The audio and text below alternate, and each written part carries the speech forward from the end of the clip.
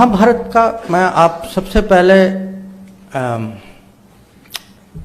मैंने इसीलिए उस पर एक पूरा चैप्टर लिखा है क्योंकि जब भी लोग कूटनीति के बारे में लिखते हैं, दुनिया में लिखते हैं, तो आप जो भी आप कभी आप पढ़ते होंगे किताब या सुनते होंगे, सबसे पहले कहते हैं कि अरे वो एक मैकियावेली था, मैकियावेली बड़े बड़े सोच वाला आदमी था, वो इटालियन था। फिर कोई कहेगा नहीं वो ग्रीस के ना ये किताब हैं वो इलियड की, आप एक अंग्रेजी में एक टर्म है ट्रोजन हॉर्स, ये निकला था इलियड से निकला था। फिर वो कहेंगे वो डिसेप्शन, वो सुनजू है चाइनीज, वो चाइनीज ना बड़े इनकी सोच बहुत कॉम्प्लिकेटेड है, अरे वो तो मास्टर हैं। कभी कभी जापान का भी जिक्र करते हैं। भारत का कोई कुछ कहता नहीं।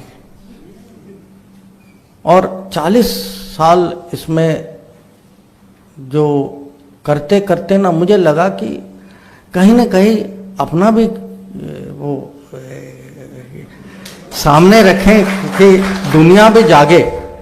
और जो अगर आप महाभारत को कूटनीति के परिप्रेक्ष्य से देखें, मैं कहूँगा कि इससे अच्छी कहानी, इसमें इतने सबक हैं, इतने उदाहरण हैं, इतनी दुविधाएं हैं, इससे अच्छी कहानी आपको कहीं कहीं दुनिया में नहीं मिलेगी। और जब तक हम इस पे गर्व नहीं लेते, हम अपने आप को नहीं इसके बारे में सिखाते, और तो दुनिया, अगर हम अपने बारे में न कहें तो दुनिया हमारे बारे में कैसे कह सकती। तो मेरा लक्ष्य जो था कि ये कहीं मुझे दुनिया जानती है कि महाभारत है वो एक, पर उसको एक कभी लोग नाटक के रूप में प्रस्तुत करते हैं, कहीं कुछ हो सकता है कि कहीं फिल्म जैसा कुछ बनता हो, उसके छोटे छोटे भाग जो हैं लोगों को पता है। अगर आप लोगों को कहेंगे कि भाई आप भगवत गीता के बारे में जानते हैं, हाँ कहेंगे हाँ जानते हैं दुनिया में, पर अगर उनको पूरा चित्र सामने रखेंगे उनके लिए एक नई बात है। और मुझे ये भी लगा कि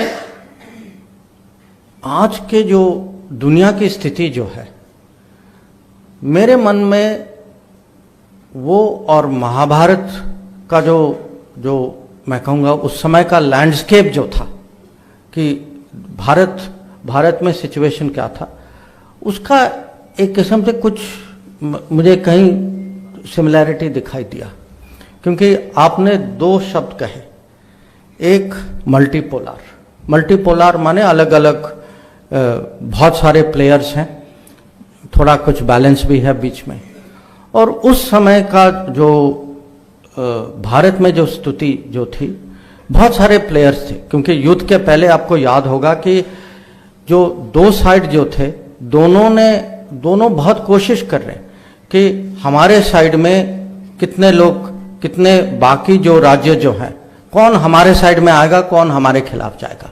और दोनों कोशिश करते हैं कि जो बीच के लोग जो हैं, जिन्होंने अभी तक चुना नहीं है, कि वो अपनी तरफ कैसे खींचे। और आजकल अगर आप दुनिया में डिप्लोमेसी, आज की दुनिया की डिप्लोमेसी देख रहे हैं तो वही है।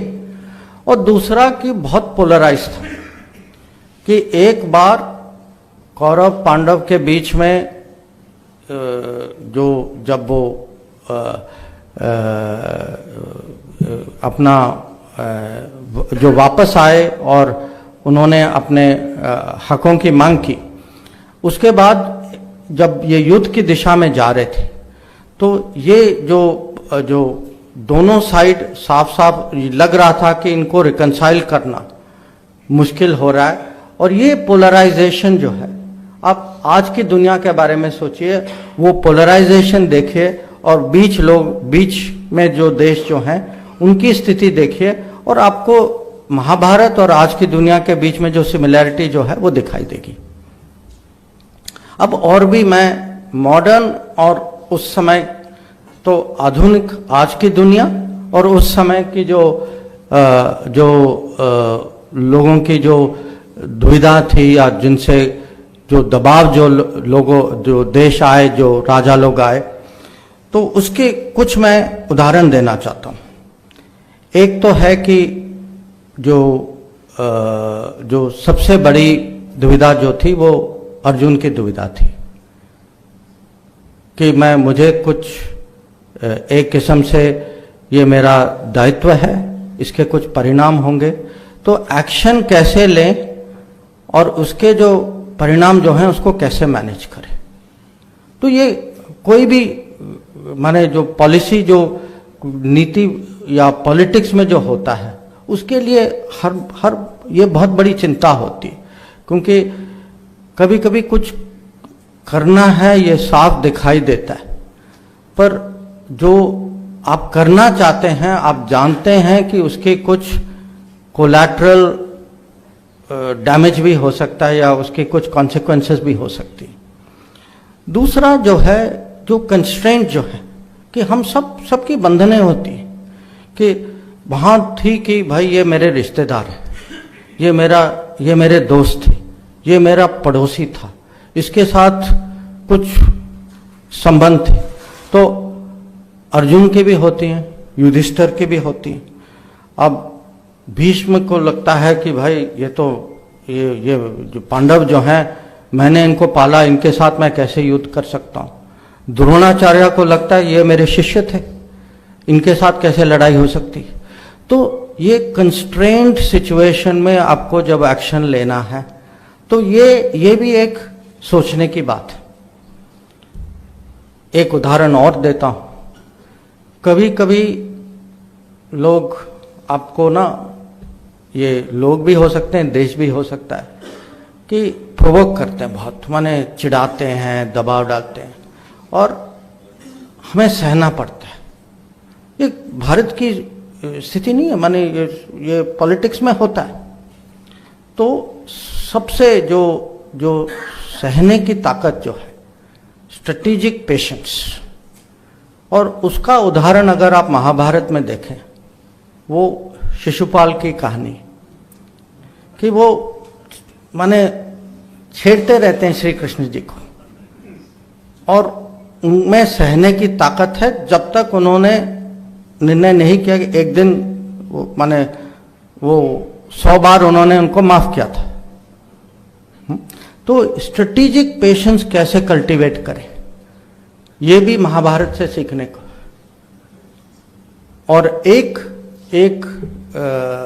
और विषय है कि जब भी आप पॉलिटिक्स, माने डोमेस्टिक पॉलिटिक्स में देखें या इंटरनेशनल पॉलिटिक्स में देखें, ये एक दुविधा और है एथिक्स और टैक्टिक्स, कि जो करना चाहिए, माने जो कानून या संस्कृति के हिसाब से करना चाहिए, और जो मजबूरी है। तो ये जरूरत भी है, पर कभी कभी इसकी अपनी प्रॉब्लम्स भी हैं। तो ये एथिक्स टैक्टिक्स की जो डुअलिटी जो है, और ये बार बार महाभारत में अलग अलग इसके उदाहरण हैं कि जो बड़े निर्णय जो होते हैं उनकी एथिक्स जो है कभी कभी उसमें क्वेश्चन मार्क आती है। अब जैसे अर्जुन जो हैं वो शिखंडी को आगे करते हैं, क्योंकि उनको पता है कि मेरे भीष्म के मन में है कि शिखंडी जो हैं औरत हैं, उन पे मैं उनका जवाब नहीं दे सकता हूं, मैं उन पे कुछ वो चलाने के लिए तैयार नहीं हूं। या करण से जो उनका जो आर्मर जो लिया जाता है, उनके जो इयररिंग्स जो लिए जाते हैं, वो भी लिए जाते हैं, जो उनको पता है कि इंद्र आए हैं, ब्राह्मण के रूप में आए हैं, मांगने के लिए आए हैं, वो मना नहीं कर सकते, पर उनको पता है कि ये हैं कौन, और तब भी वो देते हैं। और जो लिया जाता है वो एक किस्म से अन्याय है, पर तब भी किया जाता है। तो ये भी है कि पॉलिटिक्स में कभी कभी, और खासकर जब देश की सुरक्षा या देश के हितों में ये ऐसे सिचुएशंस आते हैं जो बहुत माने ये कठोर निर्णय होते हैं कभी कभी। और जो जो इसमें एक सब्जेक्ट और है रूल्स की, रूल्स का पालन, कानून का पालन कब करना चाहिए। और कभी कभी जो लोग खुद नहीं करते, जैसे अब आखिर में दुर्योधन जो है या कर्ण जो है, दोनों जो हैं एक किस्म से गैर कानूनी, गैर माने गलत तरीके से उनकी मृत्यु होती है। और दोनों जाते जाते उनकी शिकायत है कि आपने जो है रूल्स तोड़ा, कि आपने मारा कि जब मेरे हथियार नहीं हैं और मैं जो है जो अपने जो चैरियट का जो है मैं उसको उठा रहा हूं। दुर्योधन का है कि आपने मुझे वेस्ट लाइन के नीचे मारा। नहीं, और जो कह रहे हैं वो ठीक है, पर जो खुद जो उनकी अगर व्यवहार देखें तो ये भी देखना है कि पॉलिटिक्स में जो खुद रूल का पालन करते हैं उनका हक होता है कि दूसरों से वो अपेक्षा हो। जो खुद नहीं करते उनके बारे में भी सोचें, और आज की दुनिया के बारे में सोचिए। उससे ज्यादा मुझे कहने की जरूरत नहीं। और ये भी है कि जो इसका विजय जी ने भी कुछ कहा था कि जो न्यूट्रल लोग जो हैं, और इसमें अलग अलग किस्म के लोग हैं, जैसे शाल्य जो हैं वो लड़ते हैं, कौरव साइड में लड़ते हैं, पर उनके मन में है कि अरे ये मेरे भतीजे हैं नकुल सहदेव, पर मैं तब भी, क्योंकि उनको फंसाया गया था, वो गलत तरीके से वो कौरव उनको थोड़े कंफ्यूज हो गए थे और वो दूसरे साइड में चले गए। तो अंत में जो अगर आपका साथी उसका पूरा मन आपके साथ नहीं है, तो ऐसे साथी का माने हमें भी सोचना चाहिए कि इसका लाभ है या नहीं, क्योंकि अंत में यही जो है ये कर्ण को मरवा देते, कि जो आखिर की लड़ाई जो होती है ये उनके मन में वो कहीं ना कहीं वो कीड़ा डाल देते हैं कि भाई तुम अर्जुन के काबिल हो या नहीं हो, और जानबूझ के करते हैं क्योंकि इनसे मांगा जाता है कि भाई एक चीज तो करो हमारे लिए। तो या बलराम जैसे जो कि पूरे युद्ध में बाहर थे और फिर अंत में आते हैं और माने सबको ज्ञान देते हैं, और उस ज्ञान का कुछ फायदा तो होता नहीं है क्योंकि जो होना था वो हो चुका होता है। या रुक्मी है जो अपने आप को दोनों, पहले यहां जाते हैं फिर वहां से रिजेक्ट होकर दूसरी तरफ जाते हैं, और दोनों सोचते हैं कि उनकी अहम इतनी ज्यादा है कि अंत में ना ये लेते हैं ना वो लेते हैं, तो वो एक राजा जो है वो बाहर रह जाता है लड़ाई से। तो जैसे मैंने कहा महाभारत से बहुत कुछ सीखने को है। ये भी है कि कभी कभी कोई ऐसा प्लेयर होता है जिसकी कमिटमेंट इतनी ज्यादा होती है, माने उसके मन में एक ही लक्ष्य है कि आपको किसी तरीके से नुकसान पहुंचाना है। और महाभारत में ये सुषम होते हैं जो अर्जुन के पीछे पड़ जाते हैं, और क्योंकि उन्होंने अर्जुन को चुनौती दी, उस दिन अर्जुन को वहां जाना होता है, और इसीलिए अभिमन्यु की मृत्यु होती है कि कौरव का प्लान ये है कि अभिमन्यु को सुषम के चैलेंज से डाइवर्ट कर दो और फिर युधिष्ठिर को गिरफ्तार करने की कोशिश करो, और युधिष्ठिर को बचाने के लिए अभिमन्यु जाते हैं। तो आप देखिए कि कितना नुकसान सुषम ने अर्जुन को पहुंचाया, और उनकी पुरानी दुश्मनी थी। तो कभी कभी छोटे प्लेयर भी होते हैं, अगर उनकी एक ही एजेंडा है, एजेंडा ये है कि जो मुझे होगा परवाह नहीं, पर आपको मुझे नुकसान पहुंचाना, ऐसे भी प्लेयर होते, ये भी आप सोच लीजिए। और एक और सबक है महाभारत में, मुझे पता नहीं आपको ये जानकारी है या नहीं। पांडवों और कौरव के बीच में जो उनकी जो आर्मी जो थी उसका एक बैलेंस था, माने करीब करीब 7-11 का बैलेंस था। पांडव 7 थे, उनकी स्ट्रेंथ 7 थी, उनकी 11 थी। तो आप ये देखिए कि जो छोटे प्लेयर हैं एक किस्म से, जो कमज़ोर साइड है, उन्होंने भी अपने रणनीति के कारण, अपने सोच के कारण, और उनके और भी कुछ गुण थे, उसके कारण ये कहानी ये भी है कि कभी कभी जो कम शक्तिशाली माने जाते हैं उनकी भी जीत हो सकती, और ये भी सोचने की बात है। और उसमें यह भी है कि जिनकी रेपुटेशन अच्छी होती, जो हो सकता है कि अगर आप इकोनॉमिक या पॉलिटिकल या मिलिट्री मेजरमेंट करें वो अलग बात है, बट जिनकी रेपुटेशन अच्छी होती है, जिनकी ब्रांडिंग अच्छी होती है, जिनके दोस्त होते हैं, जिनकी अंडरस्टैंडिंग होती है, जैसे आपने भी वही उदाहरण जो आपने दिया कि जब श्री कृष्ण पूछते हैं कि मैं अकेला बिना हथियार के आपके साथ आऊंगा या आप मेरी आर्मी ले लो, आप क्या चाहते हैं? और दुर्योधन उनकी फौज लेते हैं, ये श्री कृष्ण बिना हथियार के कहते हैं कि आप मेरे साइड पे आ जाओ।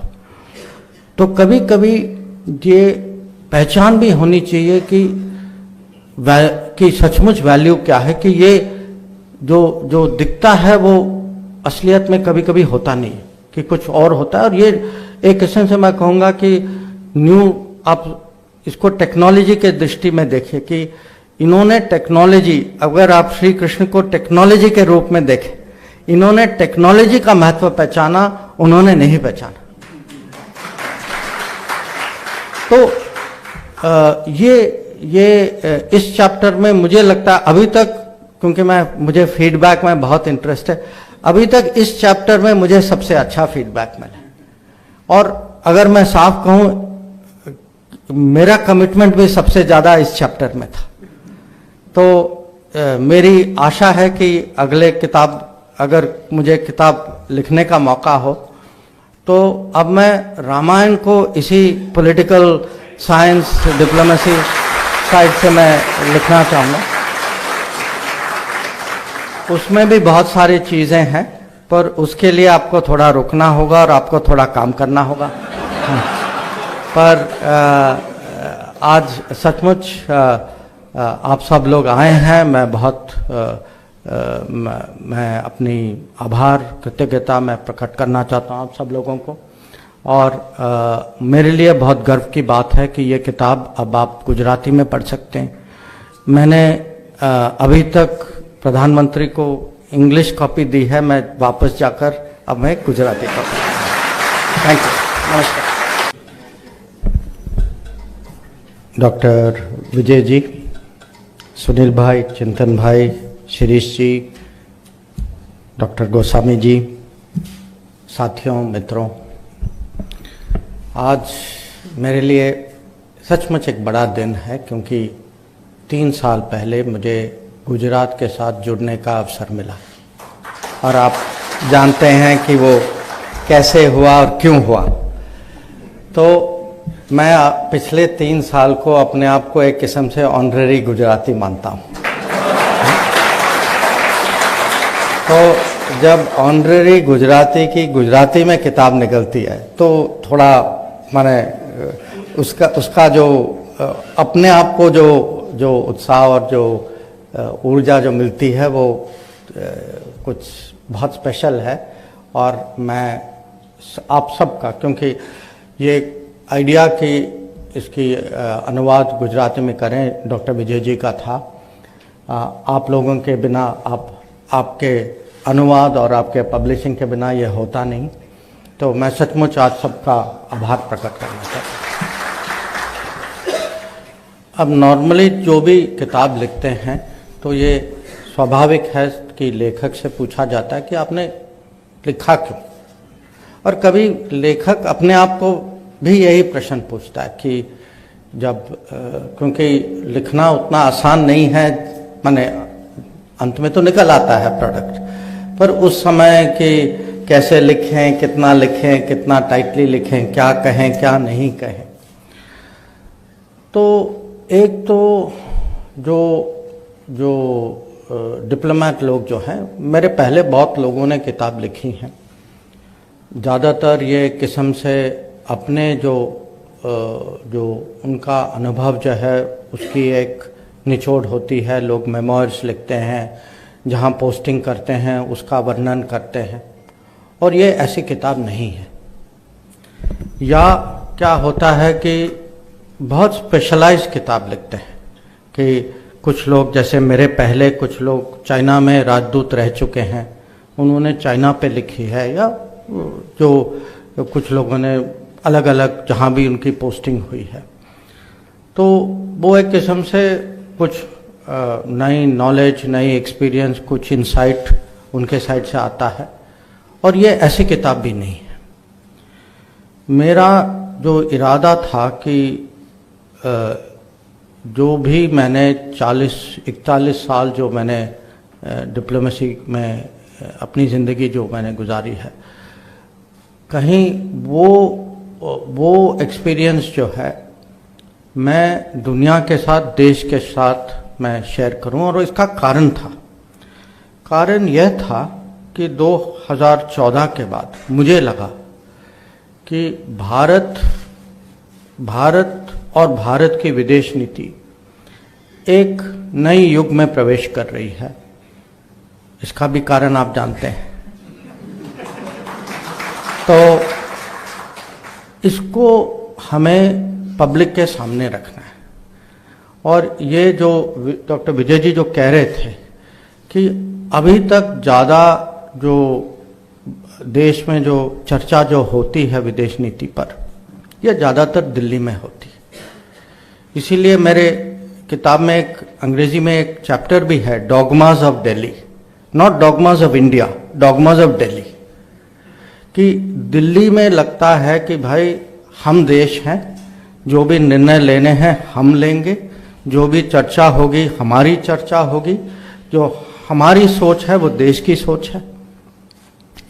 तो क्योंकि मैंने पूरी ज़िंदगी इसको एक किस्म से, मैं भी इसका साथ था, ये नहीं है कि मैं दिल्ली वाला हूँ, मैं दिल्ली में पैदा हुआ हूँ, पर मुझे लगा कि एक किस्म से मैं अपने एनवायरनमेंट से थोड़ा बाहर निकल चुका था, और मुझे लगा कि देश के सामने ये कुछ ऐसे मुद्दे हैं जो रखने चाहिए, जिस पे चर्चा होनी चाहिए। और ये क्योंकि अब मेरा पहला एफर्ट था, हो सकता कि मेरी टर्मिनोलॉजी वो एक किस्म से सिस्टम की हो, और अगली बार जब मैं लिखूंगा और पॉलिटिकल और सिंपल होगी। और तो रिटायरमेंट के बाद 2018 जनवरी में मैं फॉर विदेश सेवा से मैं रिटायर हो चुका था। तो 18 और 19 के बीच में मैं अलग अलग जगह गया, और जो वहाँ की जो लेक्चर्स जो थी, कुछ कॉलेज में थी, कुछ इकोनॉमिक कॉन्फ्रेंसेस में थी। एक साई फाउंडेशन, एक चैप्टर महाभारत पे है, ये लेक्चर मैंने साई फाउंडेशन में दी थी। तो और जो फीडबैक जो मुझे पब्लिक से मिली, जो क्वेश्चन आंसर सेशन जो थे, वो भी मैंने उसी लेक्चर या उसी पेपर में इनकॉर्पोरेट किया, और वो जो है उसको एडिट करके, टाइटन करके मैंने इस किताब में प्रस्तुत किया है। अब मैं थोड़ा सा आपको वर्णन देना चाहता हूँ कि चैप्टर वाइज कैसे मैंने इस किताब को ऑर्गेनाइज किया है, और फिर मैं 2 चैप्टर्स के बारे में मैं आपको थोड़ा डिटेल में बताना चाहता हूँ। तो एक तो मैंने शुरू की है, अंग्रेजी में मैंने कहा इसको लेसन्स ऑफ अवध। और अवध इसीलिए क्योंकि जो मेरे उम्र के हैं लोग यहाँ, उनको हो सकता याद हो कि 1977 में एक फिल्म, सत्यजीत रे की फिल्म निकली थी, शतरंज के खिलाड़ी, जो मुझे याद है मेरे ख्याल से संजीव कुमार और साइद जाफरी और अमजद खान थे उसमें। और उसमें क्या होता है कि ये 2 लोग, संजीव कुमार और साइद जाफरी, ये अवध के नवाब हैं, ये अपना शतरंज ये खेल रहे हैं शतरंज। और उस समय अंग्रेज़ जो हैं, ईस्ट इंडिया कंपनी, उनके उनके प्रदेश में वो माने उसका कब्जा कर रहे हैं, और ये अपने खेल में माने इतने अब्जॉर्ब्ड हैं कि उनको लगता है कि भाई वो कुछ हो रहा है, चलो वो कुछ कोई मैनेज कर लेगा। पर हमारा फोकस जो है वो शतरंज पे है, और होते होते जब तक उनका गेम खत्म होता है उनकी माने शासन भी चले जाती, निकल जाती, उनके अंग्रेज ले लेते हैं उसको। तो मेरा मैसेज इसमें यह था कि हम लोग जो हैं ये स्वाभाविक है कि हम अपनी बातों पे पूरा हम जो मैं कहूँगा पूरा फोकस, पूरा अटेंशन ये हमारे डेवलपमेंट में होना चाहिए, हमारे पॉलिटिक्स में होना चाहिए, हमारे इकोनॉमिक्स में होना चाहिए। पर हम दुनिया को न भूलें। ये नहीं होना चाहिए कि हम आपस में हमारी चर्चा होती रही, दुनिया घर में आ जाए और हमें पता भी न चले। और ये आज डेंजर है, क्योंकि जब ये ग्लोबलाइजेशन का ज़माना है, और ग्लोबलाइजेशन का मतलब ये है कि जो बाहर की ताकतें जो हैं, बाहर की जो हित जो हैं, वो हमारे ज़िंदगी में आ चुकी हैं। आप जो रोज़ मार्केट में जो खरीदते हैं, आप ही कभी कभी सोचिए कि ये सामान कहाँ से आते हैं, और बाहर बनना चाहिए या हमारे देश में बनना चाहिए।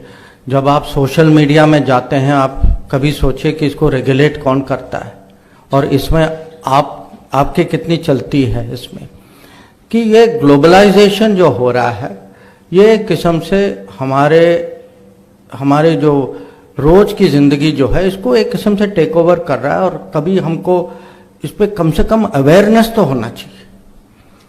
दूसरा चैप्टर था मैंने डिसरप्शन पे, और उस समय जब मैंने लिखा था, 1819 की बात है, उस समय डोनाल्ड ट्रंप अमेरिका के राष्ट्रपति बन चुके थे, और उनका जो प्रभाव अपने देश में और विदेश माने इंटरनेशनल पॉलिटिक्स में उनका प्रभाव जो था, उसके बारे में मैंने लिखा है कि उन्होंने एक किस्म से कैसे जो पुराने किस्म का जो एस्टैब्लिश ग्लोबलाइजेशन जो था उसको कैसे इन्होंने डिसरप्ट किया है।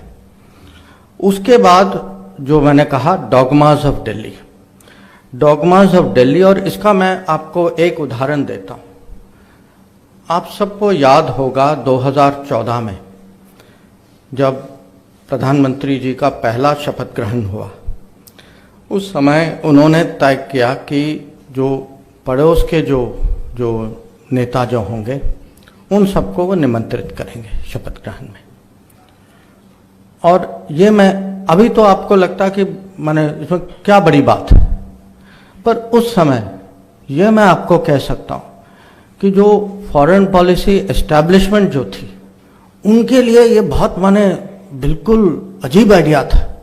अभी तक कभी हुआ नहीं था किसी के मन में, या आइडिया माने किसी ने सोचा भी नहीं था, और किसी ये भी नहीं था कि लोगों को लगा कि वो आएंगे नहीं आएंगे पता नहीं, और इसकी सोच क्या है। तो एक किस्म से उन्होंने पहले दिन प्रधानमंत्री बनते हुए जो पुरानी सोच जो थी उसको चैलेंज किया उन्होंने। और ये पुरानी सोच जो है ये डॉगमा है। डॉगमा माने आपकी ये आदत बन चुकी है।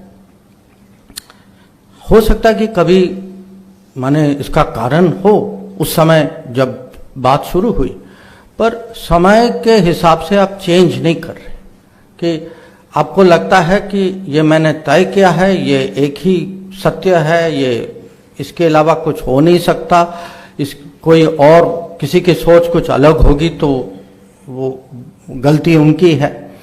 तो ये बहुत जो दिल्ली में जो विदेश नीति के बारे में जो ऐसे ये सोच हैं, कभी कॉन्सेप्ट हैं, कभी एक किस्म से स्वभाव है कि दुनिया के साथ हमें कैसे डीलिंग करनी चाहिए, इसको कैसे बदलें।